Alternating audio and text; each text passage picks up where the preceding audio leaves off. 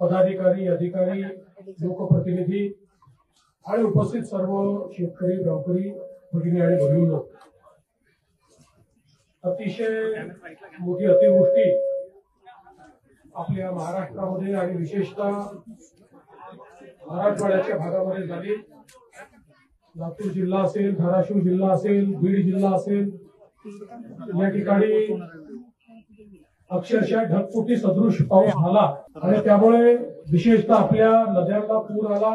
त्याचं पाणी आसपासच्या शेतीमध्ये शिरलं, पिकांचं नुकसान झालं, जमीन खरडून गेली, गावामध्ये पाणी शिरलं, लोकांचं घरातलं धान्य, त्या ठिकाणी घरातल्या वस्तू याचं नुकसान झालं, बऱ्याच ठिकाणी व्यापाऱ्यांचं देखील नुकसान झालं।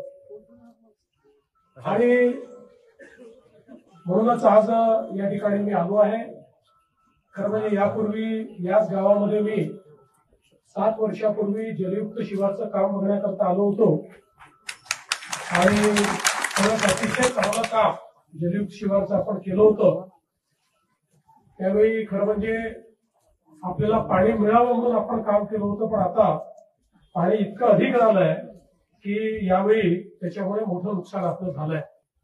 आणि म्हणून शासन म्हणून मी आपल्याला या निमित्ताने आश्वस्त करतो की सगळे निकष बाजूला ठेवून आम्ही सर्व शेतकऱ्यांना सरसकट मदत करणार आहोत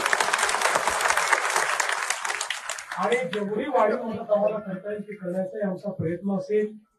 आणि एवढंच नाही तर ज्यावेळेस आपण टंचाई घोषित करतो, टंचाईच्या वेळी ज्या उपाययोजना आपण सगळ्या करतो याला टंचाईत समजून तशा प्रकारच्या सगळ्या उपाययोजना या ठिकाणी आम्ही लागू करणार आहोत। या ठिकाणी ज्यांच्या घरामध्ये पाणी घुसलेलं आहे त्यांनाही मदत करणार आहोत, ज्यांच्या दुकानाचं नुकसान झालंय त्यांनाही आपण पूर्णपणे मदत करणार आहोत। आणि केवळ या ठिकाणी आपली घोषणा नाही तर कालच पहिला हप्ता 2300 कोटी रुपयाचा आपण रिलीज देखील केलेला आहे। आणि आता जशी नुकसानीची सगळी पाहणी आपल्यापर्यंत पोहोचेल त्यावेळी जी काही अधिकची सगळी मदत आहे ही सगळी मदत आपण करणार आहोत। कुठल्याही परिस्थितीमध्ये शेतकऱ्यांना या ठिकाणी वाऱ्यावर सोडायचं नाही असा आपल्या सरकारचा निर्णय। यासोबत इन्फ्रास्ट्रक्चरचं देखील मोठ्या प्रमाणात नुकसान झालेलं आहे।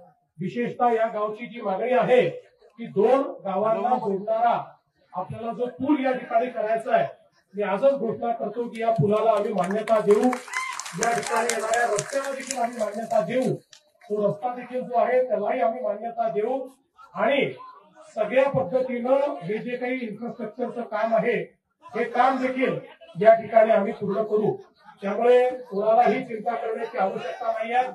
सरकार 100% तुमच्या पाठीशी उभं आहे।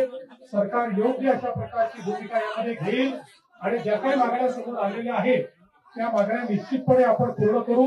मला अनेक गावांमध्ये या ठिकाणी पाहणी करायला जायचं आहे, त्यामुळे मी अधिक आपला वेळ घेणार नाही आणि जरूर ही सगळी जी काही आपली परिस्थिती आहे त्या परिस्थिती अनुरूप या ठिकाणी निर्णय घेतला जाईल हा विश्वास मी आपल्याला देतो। धन्यवाद।